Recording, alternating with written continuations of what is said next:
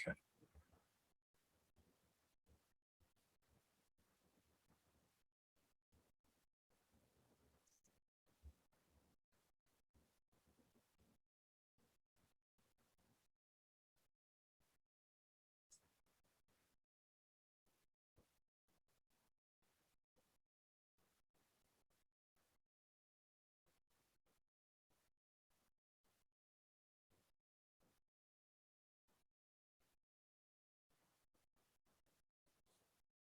Okay, so just moving side to side. So we want to feel the full and empty, obviously, but we want to feel them both as active principles. So rather than having active and passive, we want active and active, but actively filling and actively emptying. So this is filling, and this isn't just emptying and becoming limp. So what it says in the classics is that you have full and empty, full foot, empty foot, but the empty foot has the energy of pressing into the ground. So as I go into this foot is pushing down. So it's as though I get more than 100% in the leg. I get my body weight, but I also get a thrust from this leg. So both sides are just very, very active. They almost feel the same. So here I'm pushing myself into this leg, and then here I'm pushing so this knee has to, if I push down with the foot, the knee will stay out a little bit.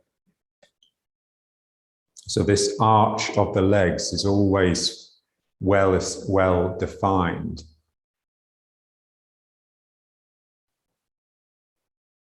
Yes, so this is the thing with sinking. It's to start off, we say sink and relax, but it's only like the first stage.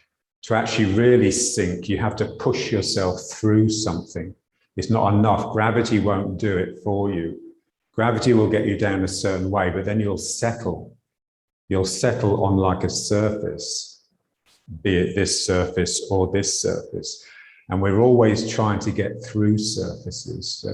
So here I just need to really press myself into this leg, partly so I can breach this disconnect between my upper and my lower body, and also so I can get a sense of just penetrating the ground.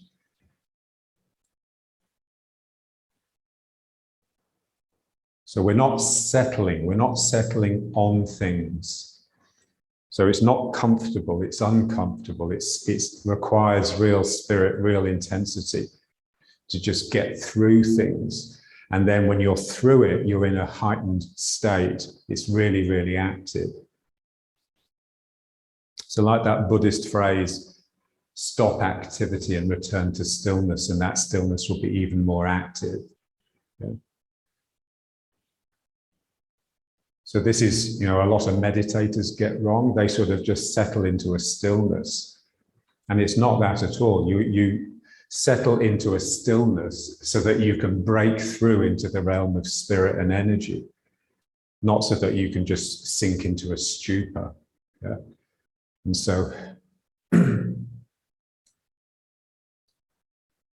so we just want the feeling that,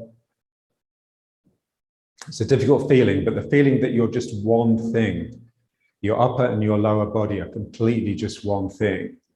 And then this will be the natural place for you to be, because it will be the middle. And it's the place you have to be if you want to really have an integrated body.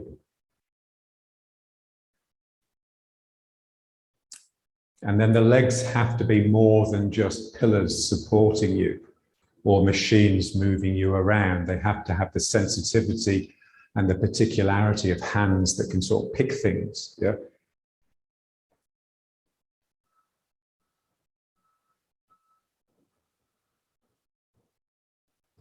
There was a wonderful clip on YouTube, I think a few years ago now, this American young mother who had no arms. I can't remember if she had little hands here, but she was just born without arms. And it just showed her, you know, going around the supermarket, yeah, just picking things off the shelves with her feet and changing her baby's nappy with her feet rather than these arms that she didn't have. So her feet were well capable of just doing everything that hands can do. So this is, we'd like the sense that we're like a starfish. This is our nucleus, this is our center, and we have these appendages, all of which are sort of equal in a way. So we've got the 5, 2 legs, 2 arms, and a head.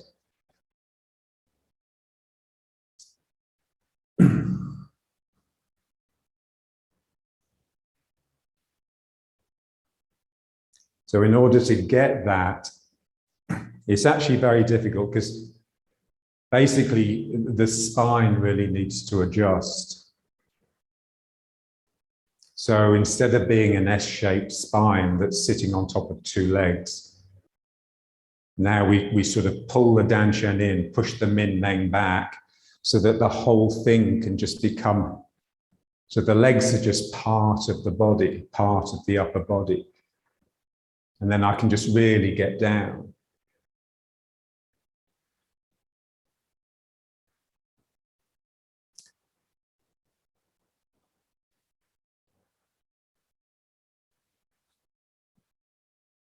But it just requires a really active relationship with the world around you.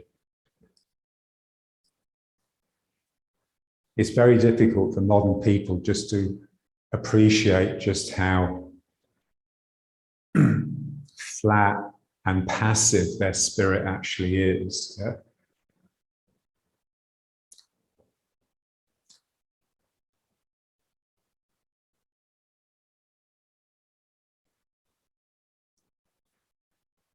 So this is, you know, when I look at my students here, you know, they're, you know, we're all bourgeois, we're all middle class, we're all intensely privileged, and we all consume far much more than we really need to. But they all have healthy bodies because we're all such narcissists. We look after ourselves so well nowadays. Healthy bodies, but poisonous minds. Yeah. So minds that are constantly poisoning themselves, and flat spirits, spirits that just can't wake up for the life of them. And largely just because they don't have the energy, because the lives they live, these distracted lives, just drain all of that vitality out of them. Yeah.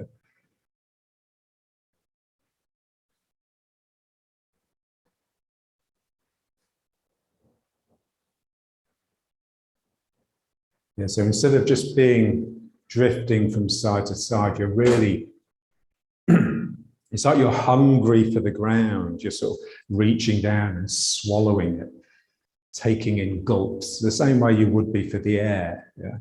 So you're breathing from the ground through the feet, but it's more like eating. It's more like drinking.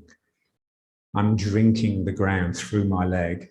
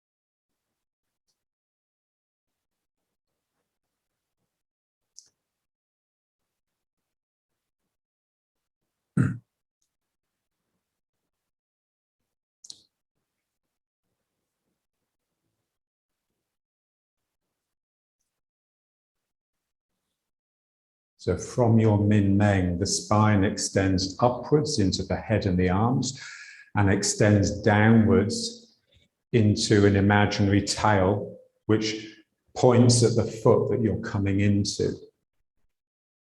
It doesn't go through the leg. It sort of curves like this, yeah?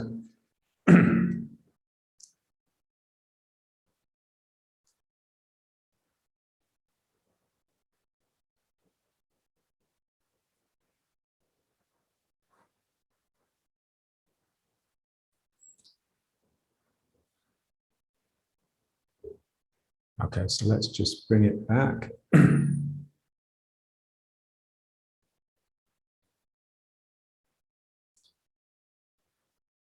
Yeah, so in the same way that a fighter would need a foundation of real internal quiet and stillness to have instant access to their spirit. It's like the opposite for a meditator. Yeah? So a meditator needs that core of real activity, not this activity, this sort of buzzy spirit, yeah? So when they're sitting there meditating, the really good ones, they're just ready to leap up and into action. So it's not a retreat. As they settle and quieten down, their spirit is just reaching out into the world. It's not an interiority. Yeah. So the internal is not something that simply happens inside. It's just like an inner anchor that enables you to be really awake to the world around you.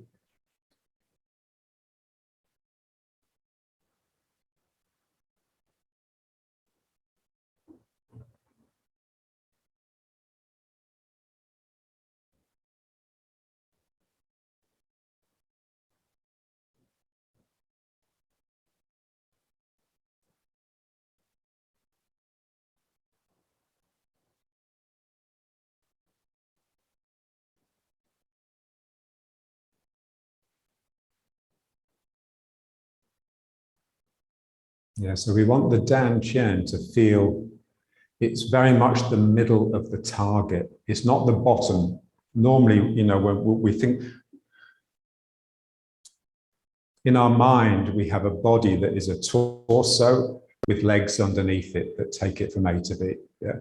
So the legs are the slaves. And in that case, then this feels very much like the bottom, like the stable bottom of the torso. So we want the legs to just be part of the body. And then this is the center. And it's just much more active and dynamic. And it's just got a cleaner mind. It doesn't have this mind that's bossing around all the time, bossing the legs around. Yeah.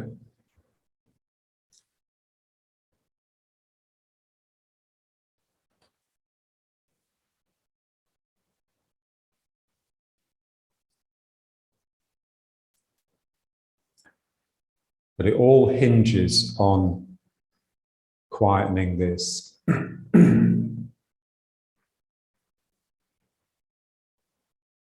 So this is what they say in Zen. So, you know, if you're sitting to meditate, you know, you've got this body that's quiet and peaceful. And you're counting your breaths, trying to, but the mind is constantly pulling you away into its own narratives. So in other words, you have a wandering mind. But obviously there's two parts of you. There's part of you that is attending to this. And there's another part of you that's just sitting quietly like a Buddha. This is why Suzuki used to say, if you're sitting in Zazen, then you're enlightened. There is part of you that is enlightened. It's just that you're preferring to be with the unenlightened part, the part that's obsessed with itself. And so it just takes time, it takes experience of meditation to just slowly switch your allegiance from this to this, from the head mind to the body mind. Yeah. And only then can you venture into spirit, into like a fineness of spirit that colors everything. So the spirit that John was interested in, not the martial spirit, not the masculine spirit, but the female spirit.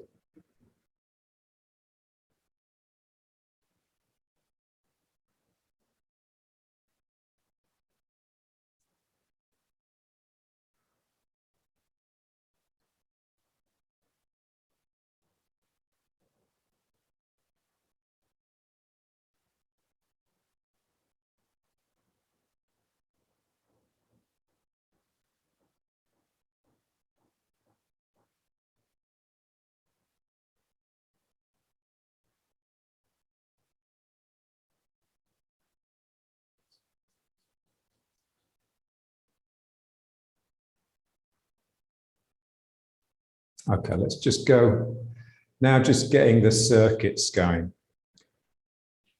So John was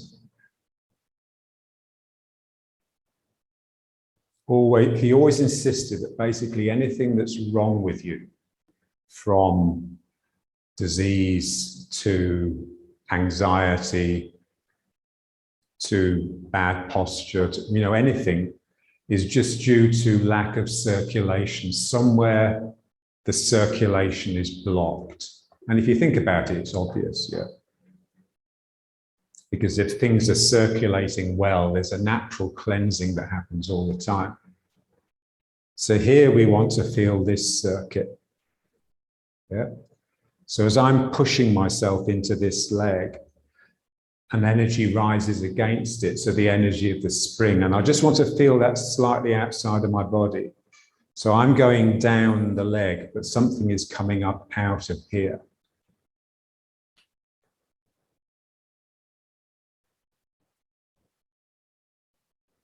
And it's not chi, it's an aspect of spirit. It's an aspect of the imagination. Imagination becomes reality. That was Leong's best phrase. So I'm sinking, but I'm also pushing myself into this leg, and something squeezes up around it. If there's a sinking, then there must be a rising. And I just want to work until I feel it. So I just need a mind that is light enough to catch what rises, to notice what rises. And this is what's difficult, because we don't have light minds, we have incredibly heavy minds. So something is going down and ooh, there's a lightness that lifts up. And I just want to just be with that and let it take me. As soon as I see lightness, it's like catching the wave for a surfer, I imagine. So I'm sinking and something goes and ooh, I just let it take me.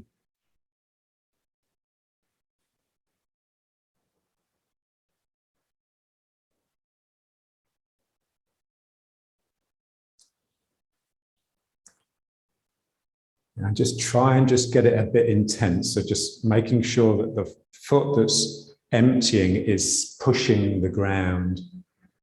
It's actively emptying. And that just forces the mind to sort of just wake up.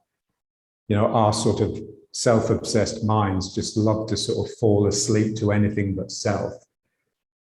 So here I'm just trying to really stay active. I'm really feeling the ground, feeling my own intense involvement with it.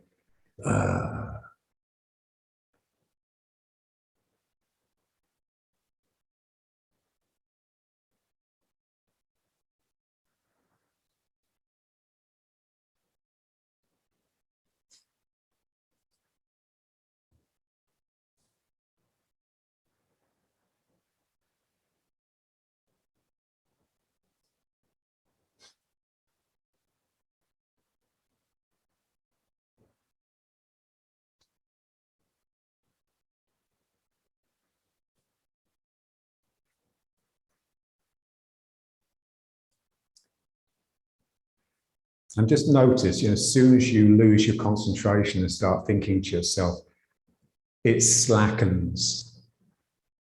Or as John would say, you become a wanker. Yeah.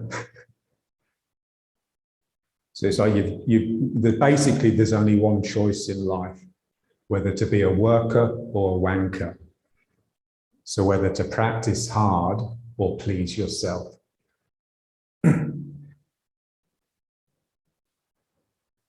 So practice takes you beyond yourself. It takes you into realms of pain and intensity and excitement.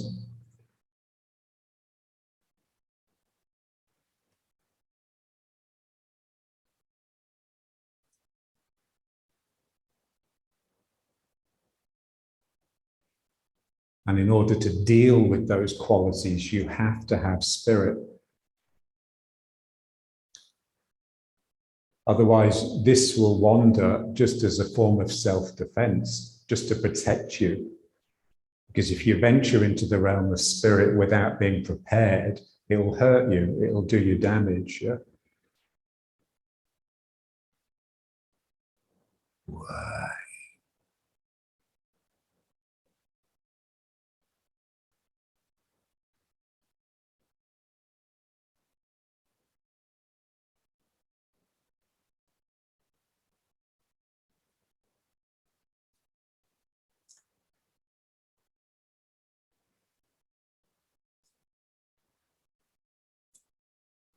Yes, it's like the dwarves in Lord of the Rings or The Hobbit, yeah? So they're short and they're muscular and wide, and they live in the ground, they live in mines, that's their vocation, is to mine for spirit, really, to mine for jewels.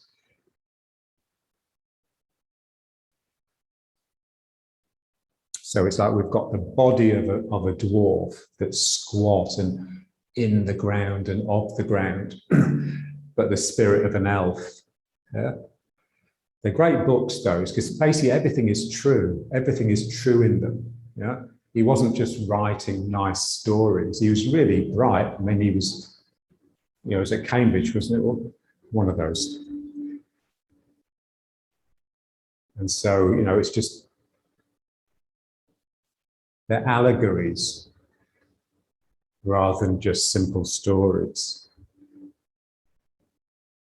Every character represents a different aspect of our own psyche, of our own being.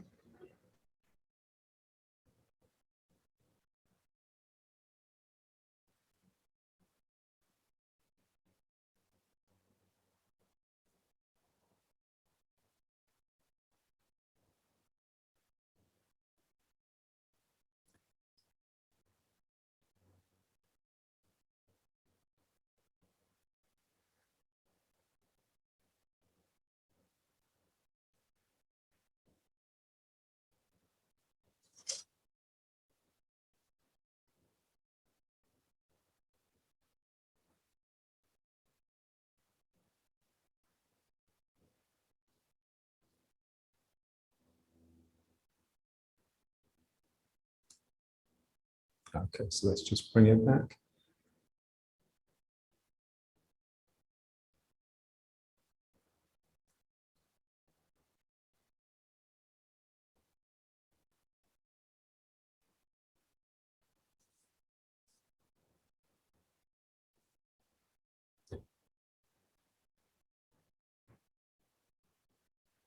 Yeah, so that way of working is you're getting the circulations here. So really all around you, yeah? And so as you work and work, you become cocooned in like a covering or many coverings of energy, of softness, yeah?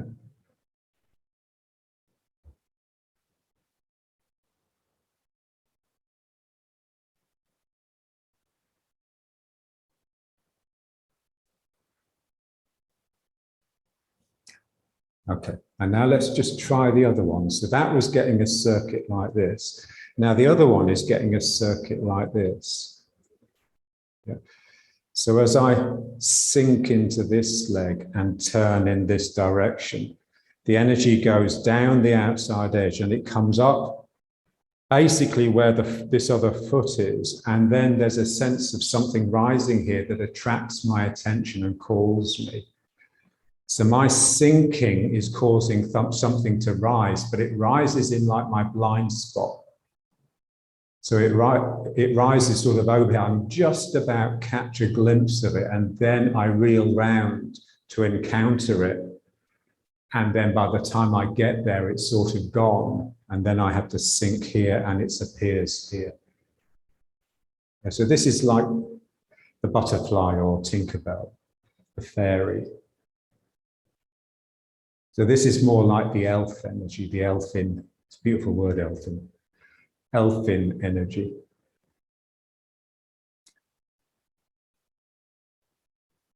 When I hear the word elfin, I always think of Audrey Hepburn, and it brings a smile to my heart. When I was a kid, she was like my image of perfection. Partly because she was so beautiful, and partly because she was such a beautiful person.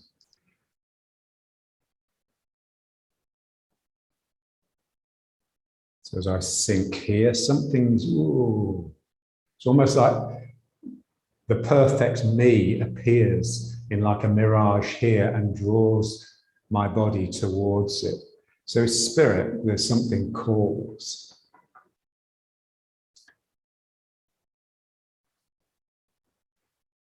And you can really feel this in the heart.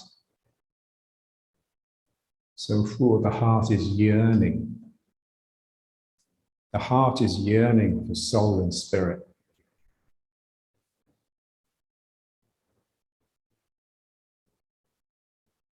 But the mind won't give up its hold.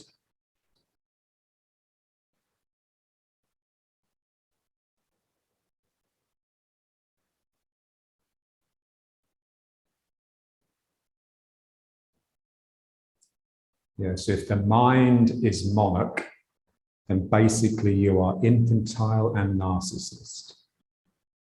So the bourgeoisie, basically. So we just want to break that. So this is why it's so revolutionary. We want to kill the monarch and just let something natural take its place. So just let the spirit, something in the something of the imagination, something of that sort of misty realm between the imaginary and the real.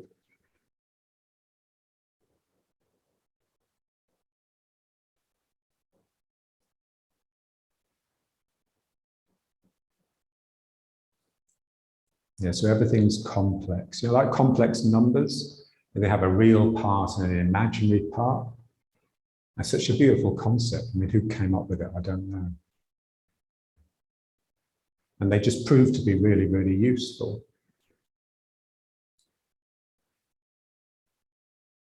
And so, way. So you've got like these two realities, the real and the imaginary, that sort of exist in the same space, but they're sort of orthogonal. They're sort of going off in different directions. You know, so you tend to miss one of them. Way.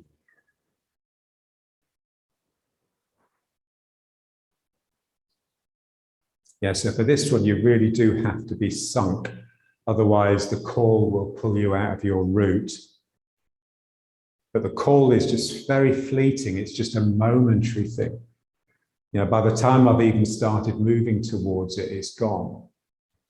As soon as I notice it, it's disappeared.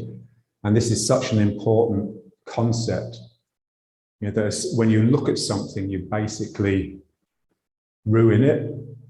Yeah. So we only ever catch glimpses. This is what John said to me once. He said, I've lived a life of glimpses. And you just need a mind that is just quiet and alert enough to, when you catch a glimpse, you get a whole picture, and then you can use that to take you forwards, to help you progress in the work. Yeah. So you feel something and you think, wow, yeah, that's real. But it's going to take me a few years before I'm strong enough and quiet enough to really embody it. But that's the work. Staying true to your insights.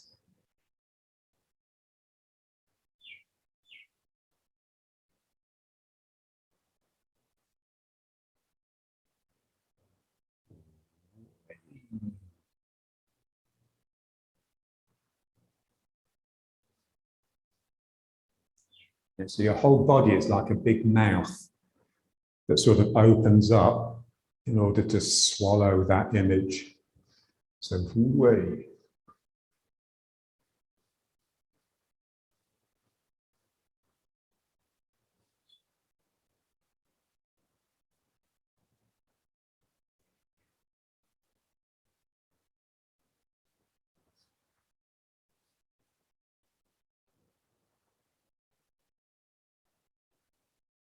Okay, so let's just bring it back.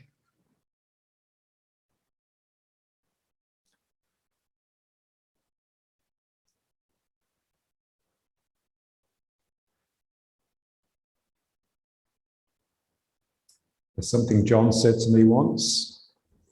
He said, never give in to tiredness. It is always an illusion. Yeah.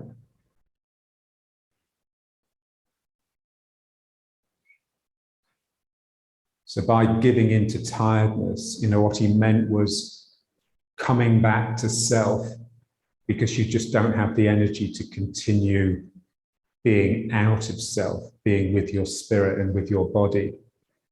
So that's, we just assume that that is a necessity. When I get tired, I need to just drop the work and come back and sit in front of the television with a large packet of crisps and just become a pig, yeah?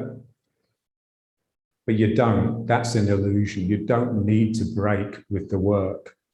Yeah? You can just keep it going, but just enter a realm of just sort of just subtle softness. So you're still of this sort of melty, twisty, turny, oozy body. You're just not so physical. So basically, when you're too tired to work, that's when you meditate or sleep. Yeah. Anything else is a distraction.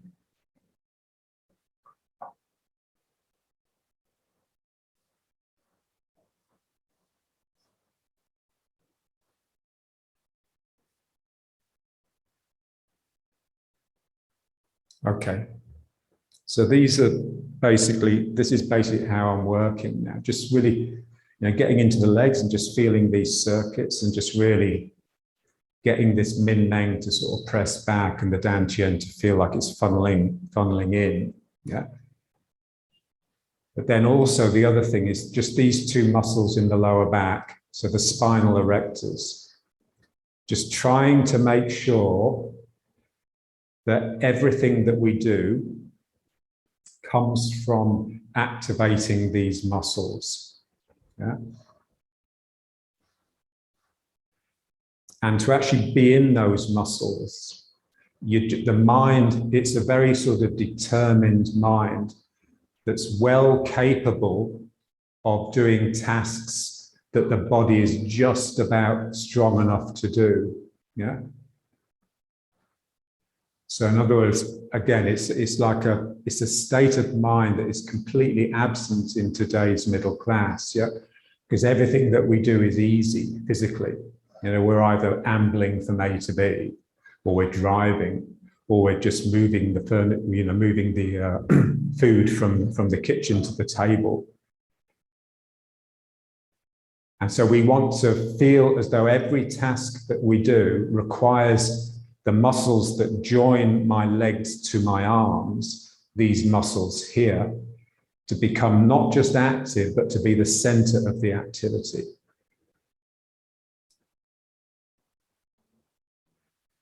And what you find when you work with them is the bodybuilders call them pythons, because when they're strong, they really stick out, they're really thick and they look like snakes.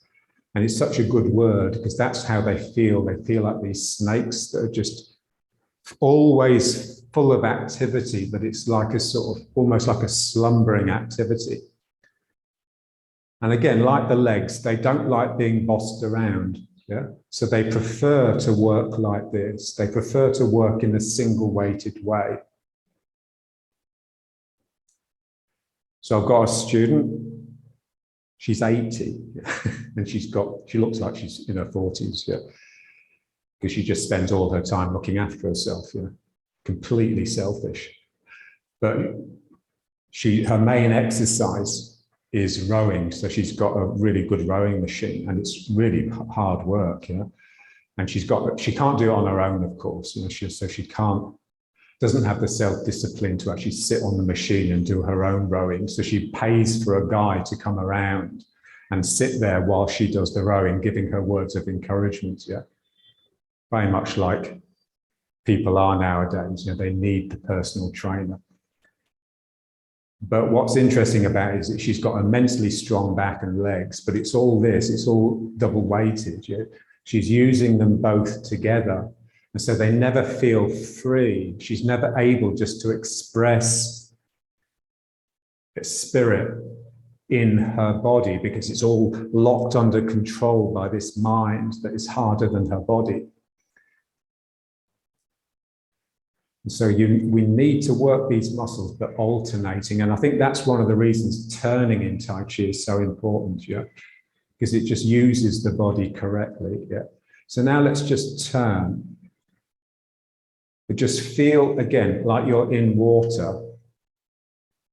And so you have to really use the legs and these muscles to actually get the shoulders to come round with the hips, because otherwise I'll be turning here, my hips would just stay where they are, yeah. And so you're just using the power from the legs, but really directed and started off from those muscles in the back.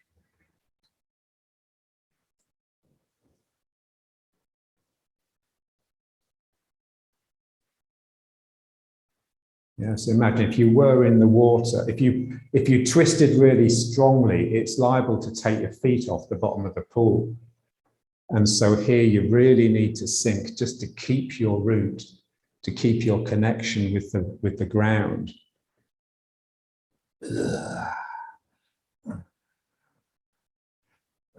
So just feel how the shoulders go further, and this really stretches this line down the back. And then I just contract that line, and it will pull me the other way.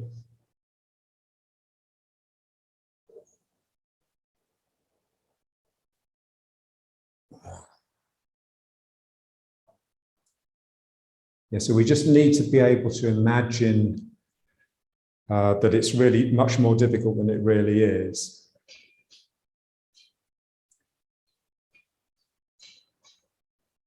And then that will just keep your mind on it. Your mind won't be able to wander because it's so damn difficult. So what Nitzan says, when he's teaching and they're all chatting away to each other, he finds an exercise that's really difficult to do, and then they all shut up, yeah, because they have to concentrate.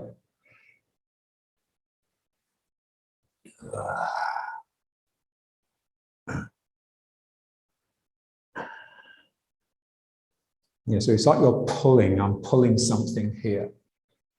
I'm using that whole, I'm not just using the arm. In fact, I'm not using the arm. I'm using the muscle in the back, which shrinks and causes a turn. I mean, who knows it? It's those muscles. So it's really this whole area. You just want to feel it all tense.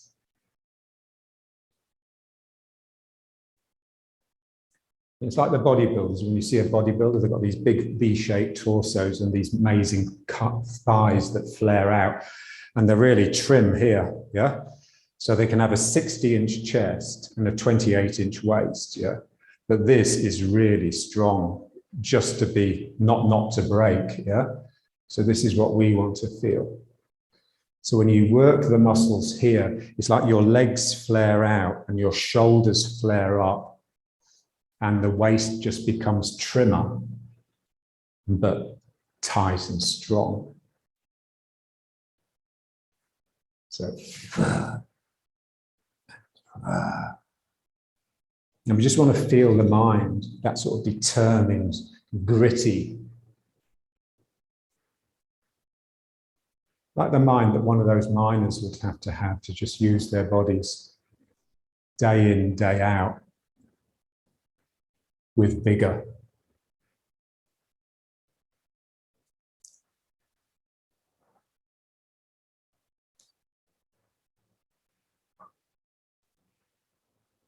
This is the thing about working men especially. Yeah? When you encounter one, they're just larger than life because their energy is just so damn good.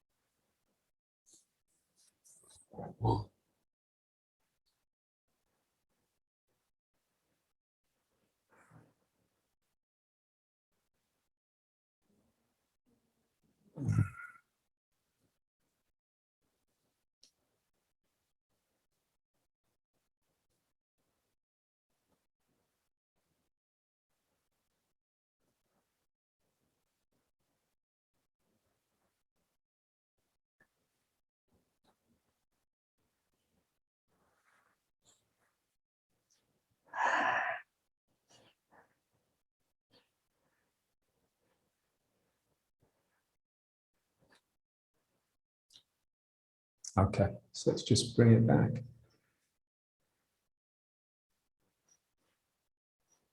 Again, just feel the Dan Qian folding into itself. Feel the Min Meng opening out of itself and spreading over the whole back.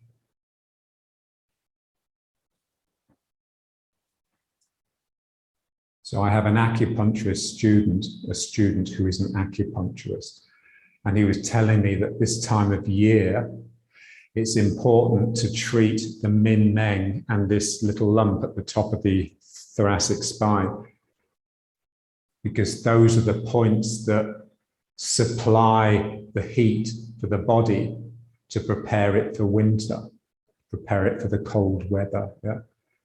So just, feeling the Min Meng and just feeling it supplying energy to the whole back, not just the back, but the back of the legs, back of the head. Yeah. And just feel that when you get that spread, it always implies the return, because it's not just spreading like this. Yeah. That would be leaking. Yeah. It's going out, but it's also coming in. Yeah. So there's a circuit, there's a circulation. And this is what's so important.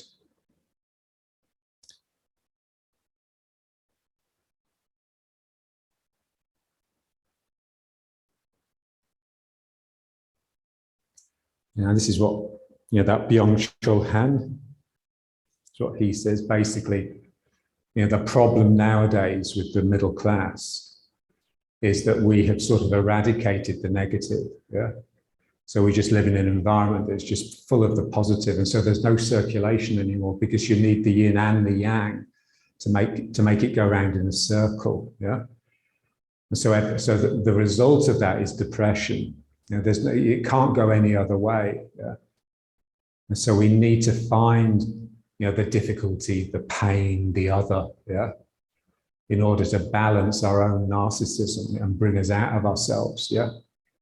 And then the depression is just dispelled. So depression is drowning in self. And all of the middle class are depressed to one degree or another.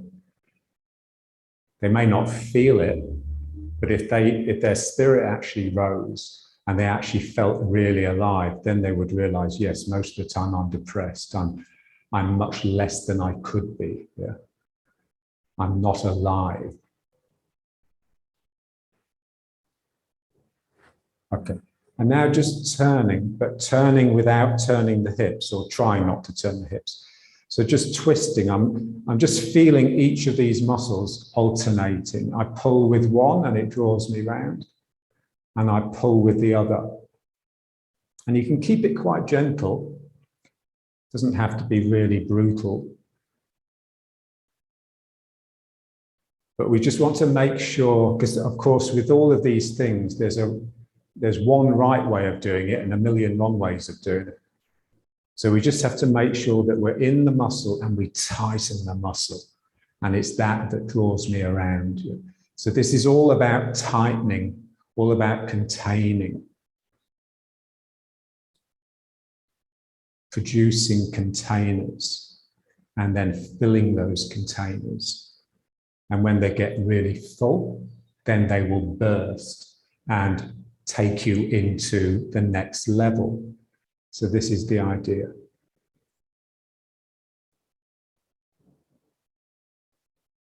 So,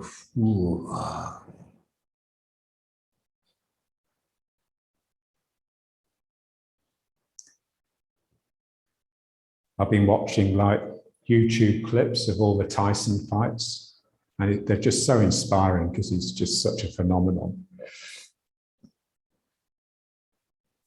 So if you just wanted an example of fighting spirit, then you need look no further than him.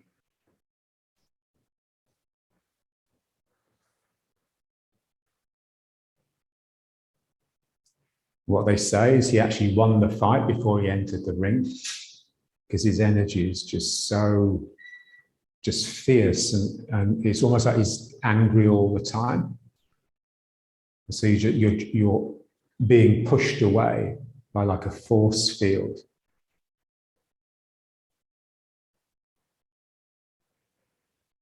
So,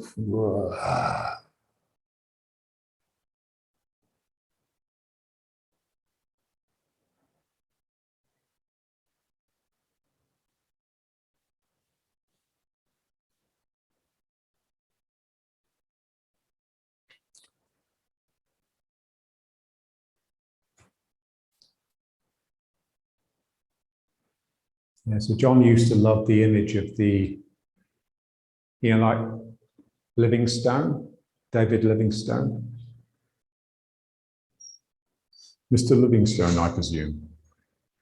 Yeah, so it's the explorer going through uncharted territory where there are no natural pathways. You have to carve your own pathway.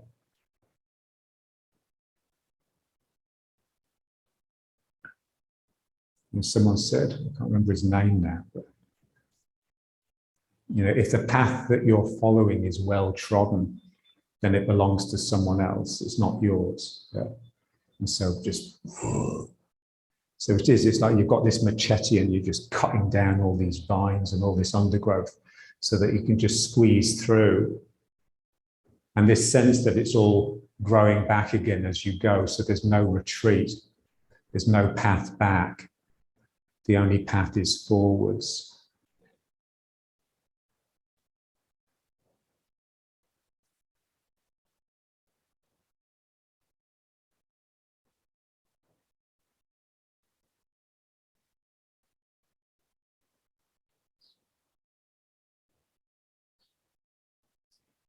Yeah. And then if you just go back to doing it this way, you just think, how could I have been such a wanker? Yeah? How could I have taken such a holiday? Yeah? Because it's got to sort of mean something. It's got to be hard work, yeah. John used to say at the intensives, when we got to the point where we were doing the long form, said, look, when you finish the form, you should be so exhausted, you just can't do anything else, yeah. And the only way you're going to get it to be like that is if you're just really imagining resistance. So you have to fight your way through the form. You don't just glide and drift through it.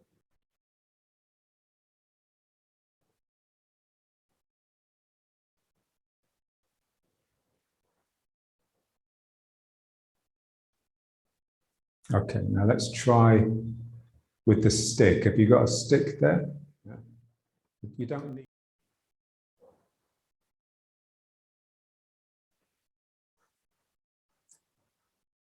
Okay, so you prepare yourself for a grueling, difficult task, yeah? Like an athlete, yeah? The prospect of it fills them with dread, but once they start, they get into the realm of spirit and they enjoy it. This is the feeling of work, yeah? You come to the practice and you say, oh, fuck, not this again, yeah? And I don't feel like it, I think I'll take a rest today, yeah? And then another part of you says, don't be such a tit, yeah? Get on with it, yeah? And you do. And then it breaks into spirit, and then it's just, you can't imagine why you didn't start sooner, yeah? So just canoeing. So one, and again, just trying to keep the hips relatively stable. And just don't let the bum stick out. So as soon as you let yourself tilt like this, your bum's sticking out. So get into the legs, yeah? So in order to push the paddle into the water, I sink into my leg. Yeah, so, and just feel the spine. It really bends over.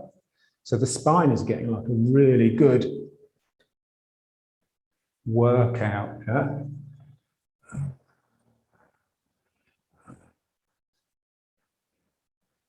And just be wary of the crocodiles. You just got to use your imagination. So they're all snapping away, just waiting for you to make a mistake and topple into the water. And then that'll be the end of you. Always thought, being eaten by something is probably quite a good death. Yeah, at least you're being useful. It's probably the only time in their people's lives they're actually really useful, when they're feeding a crocodile or a lion. So,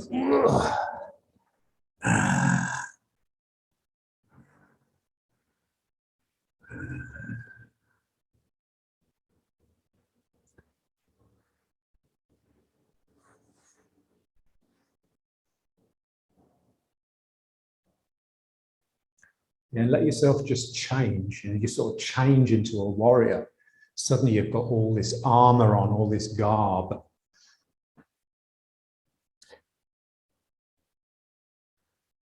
So you just become a creature. You become a creature of spirit. So this is what, when we were in Blakeney, this is mainly what we were working on. John had been in the realm of spirit so long, he started seeing it as structures rather than just feeling it as an energy. So the wings that open up behind you, the horns that sprout out of your head, the mane that's flaring down your neck. Yeah?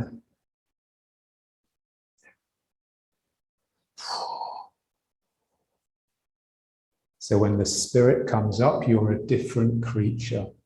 You're no longer human. You're a superhero. You're better than human. Nowadays, the worst thing you can call someone is a human being.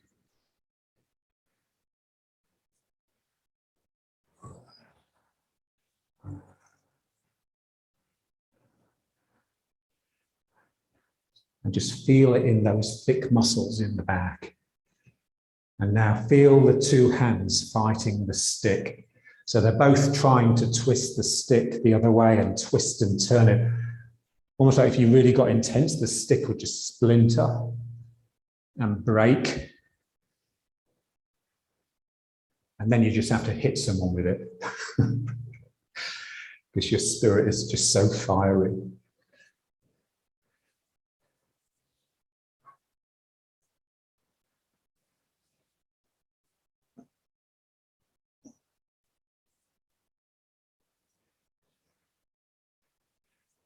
Great, those Tyson, just bring it back. Those Tyson fights, he's just this complete animal, and I use that in the best sense, that word. For me, it's a much better compliment to call someone an animal than call them a human being. But there he's just on complete kill mode. And as soon as he knows he's actually knocked that person out, he's the first one to rush over and see if they're okay. So just these two aspects, you've got the fiery, aggressive, masculine spirit. Because when you hear him speaking, he's got a lisp, doesn't he? And he speaks, he's quite effeminate. He's got a strong female side, and I think that's what made him just so quick, yeah? He's not this lumbering man. See, all the guys he fought, they're all about 6 inches taller than him with these long jabs, but slow bodies, yeah? And he just slipped in between their jabs, yeah? And normally got them with a hook, either a hook or an uppercut, yeah? So even shorter range, yeah? So you just get really close. So they'd just be intimidated by just his sheer physical presence, yeah? Okay, now let's just slip it behind. Just wrap your hands over it so you're not holding it, so it's not a tense thing. And now we'll just do a few squats. So what we want to do is make sure that we come up the right way. And so we want to come up by activating the spirit.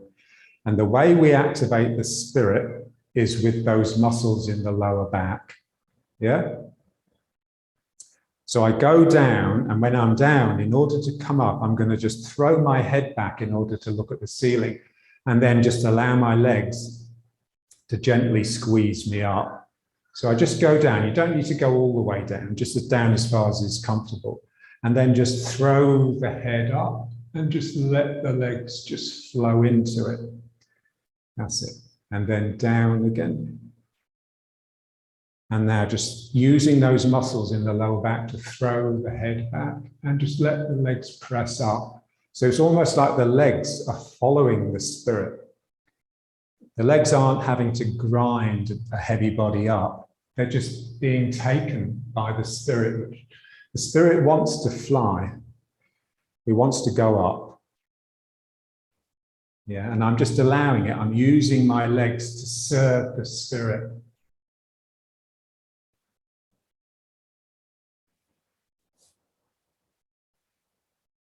And ooh. So just feel those muscles in the lower back and feel that point in the middle of the spine that doesn't really want to go in, because when it goes in, your spirit will leap out of your body. Something will come out of your heart and go off. And we're frightened of that. So we're frightened of losing ourselves. So, but here, something leaps out of my heart and just goes straight up. And my legs just follow it up. And it shouldn't be too much like hard work. It's something that you could keep going for a while.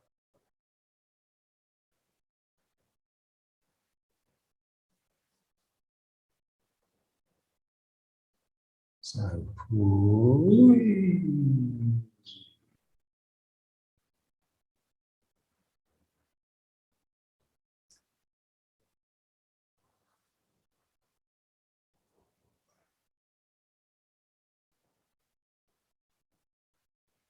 and then one more.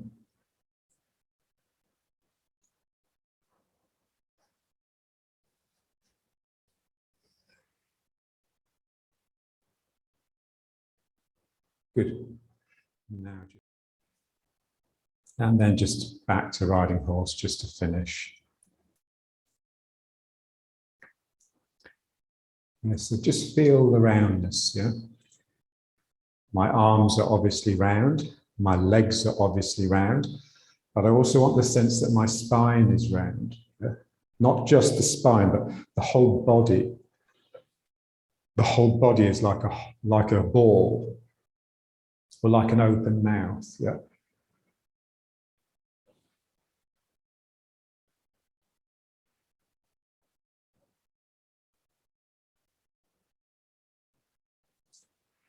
And just feel the ground underneath your feet, just talking away. Yeah, it's like there's a conversation that's wanting to happen all the time between you and your company. Yeah, and the best company is not human beings. It's basically just objects, just the objects that are around you, trees, rocks, especially cats, dogs, if they're not too into themselves.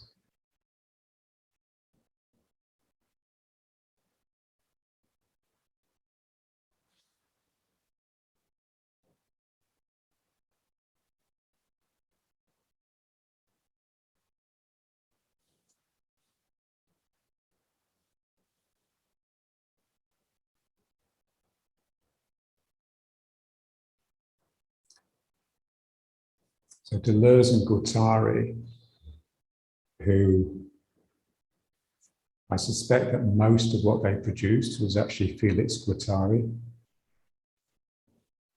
because he was a psychoanalyst and he was just such a creative mind. But they had this concept of the body without organs, which I think they got from Artaud, the theatre guy, went crazy. So it's this feeling that you're just incredibly simple, but we're a body, but we have one organ, the dantian, we have a nucleus. So we're not split into different parts that do different things. It's like we're just one thing. One thing is made up of loads of things, but it's not, doesn't have an organ. It's not organized properly. It's fluid, or the energy can just shift through and around. Yeah. So it doesn't have one compartment for this and another compartment for that. They're moving and shifting all the time. So this is how we want to feel our being, yeah, especially the body, yeah. So the constant, the thing that never changes is change, is movement, yeah. What does not change is the will to change. Or as Heraclitus put it, everything flows. So, ooh.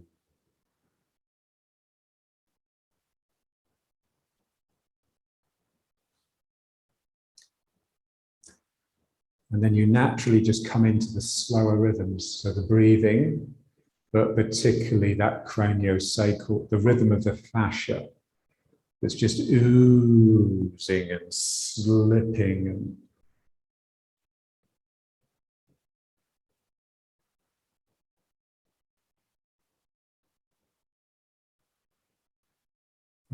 just got to imagine you're naked, you're with someone you really like, and you're both covered in oil, and you have to get as much contact as possible. So you're just oozing and squeezing and feel it not just as an erotic thing, but like as a whole body experience. Yeah. We need to become sensualists. So we really need to be able to feel. Yeah, so it's like every experience needs to eroticize us. Yeah? Like I always think of gay men, you know, the way you just see the gestures. Oh, that feels wonderful. You know, this, everything's to do with feeling and very little to do with thinking. So this is the way we would like to be, without indulging it, without getting carried away and having too much sex.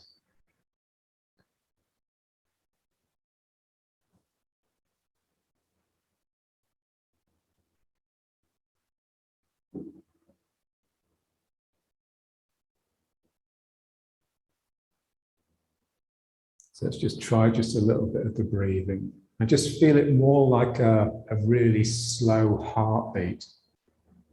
It's like your whole body is this pumping heart, but it's pumping really slowly.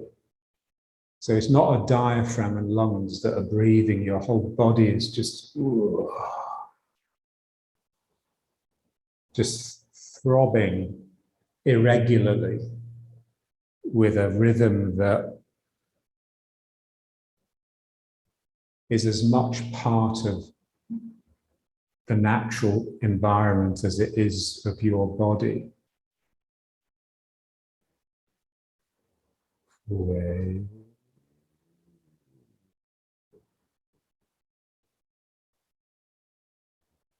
So this is like the energy spreading, and then this is it's just slowly coming back. So it's restless.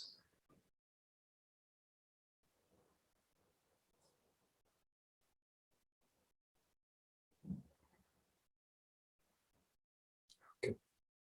So let's just now just bring it back and just let it settle now. So it's settling. It's like it's sort of going to sleep. It's like when you see an animal sleeping, like a cat, yeah? You just see their breathing, and often you can sense when they're dreaming because they'll be making little twitches. And so there's always activity, but the mind is quiet. The mind is centered and quiet. And what the mind is doing is just watching the activity. It's just watching all of these different rhythms. And it's just amazed, just in a state of wonder all the time, because life is much more than it thought it was. Okay, and now just bringing it up, but bringing it up as an intensification. I tighten my concentration. And that brings me up into a more compact space. So concentrate the spirit. It's such a good instruction.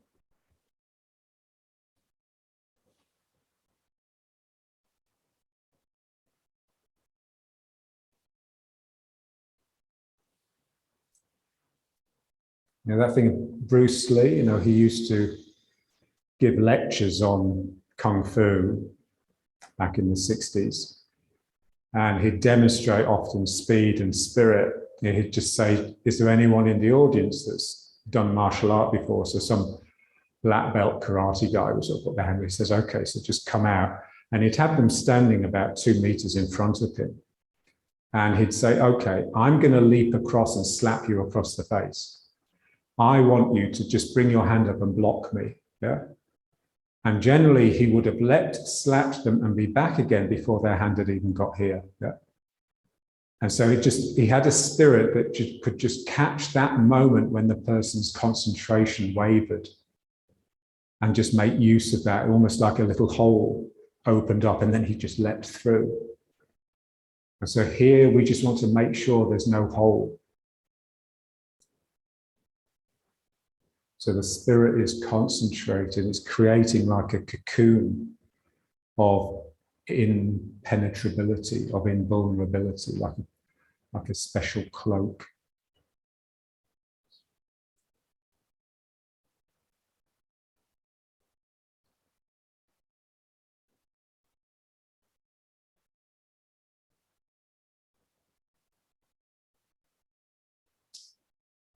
So sink the shoulders, elbows heavy, which particularly is the case when we're in this. Loose hips, which is really important, otherwise you won't be able to join the upper and the lower, and concentrate the spirit.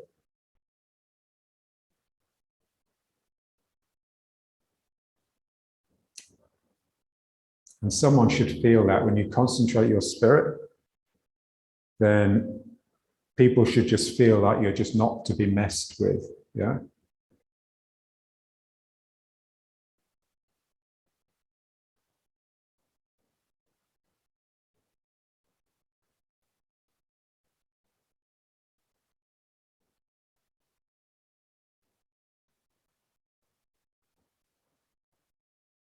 Okay, great.